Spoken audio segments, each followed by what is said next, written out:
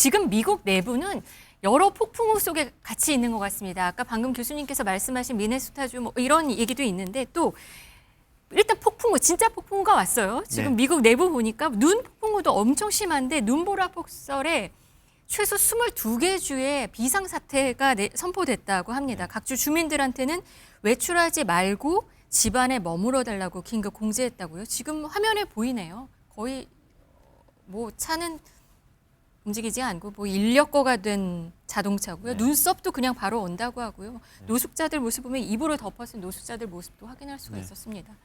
이 미네소타 주 같은 경우는 섭씨 영하 45도까지도 내려갔었대요. 그 제가 이거를 보고 이게 사실인가 하고 몇 번 확인했는데 네. 섭씨 영하 40도면 정말 상상하기 어려운 추위일 것 같고요. 네. 미국이 사실은 이제 남북으로도 이게 큰 나라기 때문에 원래는 이제 따뜻한 지역, 특히 텍사스 남부도 있고 이런 지역들이 있는데 그런 지역도 이제 굉장한 한파가 와서 사실은 이제 그런 지역들은 대부분 그 제설 장비라든지 그 한파에 대한 대비가 안 돼 있거든요. 네.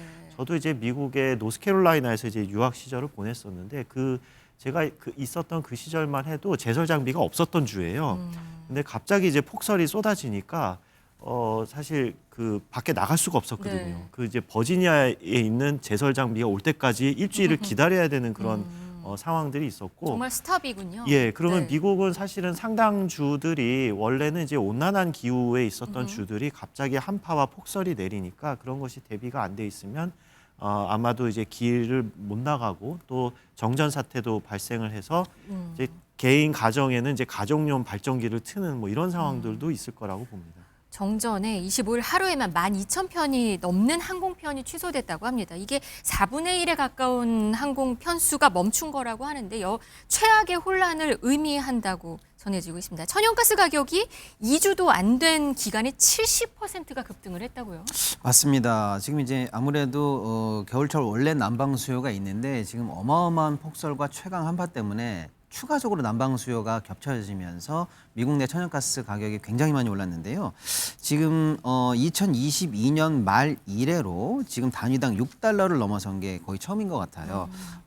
지금 52주 최고치를 계속 넘어가고 있고 해서 2주 동안에 무려 70%나 급등한 상황으로 보이고요. 네. 이 정도 가격을 감당 못하는 쪽을 걱정해야 될 정도로 지금 문제가 심각하고 관련해서 이제 안 그래도 지금 그 한파가 심각한데 82만 2천 가구 이상이 또 정전 사태를 맞이한다고 하니까 네. 난방에 정전에 해서 지금 현재 미국 관련해서는 여러 가지로 지금 기상 관련한 충격이 지금 이어지고 있는 상황이다 이렇게 봐야 될 것 같습니다. 이 물가 폭풍우도 아주 심각하다고 합니다. 물가 진짜 많이 올라서 트럼프 행정부 흔들 정도로 쌀벌하다 뭐 이런 얘기도 있습니다. 네, 그렇습니다. 이게 사실 저는 이 5년 전부터 제가 계속 그 주장 같은 걸 해왔었는데요.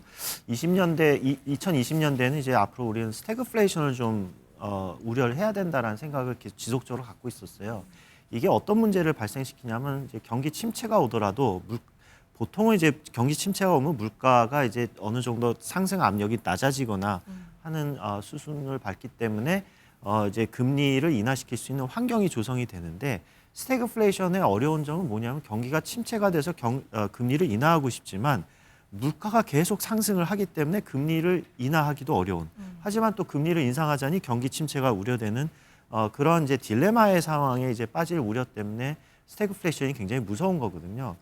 지금 보면은 이제 경기가 물론 아직까지는 미국 경기가 나쁘지는 않습니다. 하지만 어떤 하강 국면에 어느 정도 진입했다라고 생각되는 신호들이 좀 발견은 되고 있거든요. 그러다 보니까 금리 인하에 대한 어떤 기대감들이 시장에는 좀 있고요.